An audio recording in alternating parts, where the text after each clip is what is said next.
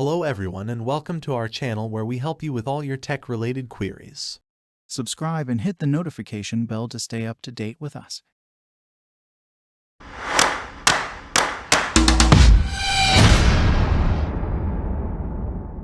Today we will show you how to create a Quora account. Quora is a popular question and answer platform where people can share their knowledge and expertise. Without further ado, let's get started. First, go to Quora's website, quora.com.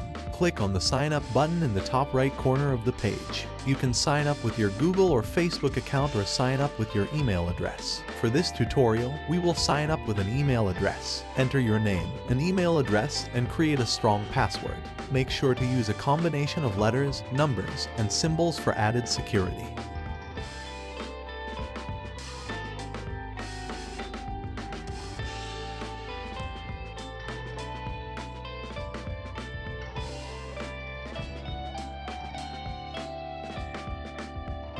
Once you have filled in the necessary information, click on the Sign Up button. Quora will then ask you to follow a few topics that interest you. This will help personalize your feed and show you questions related to your interests.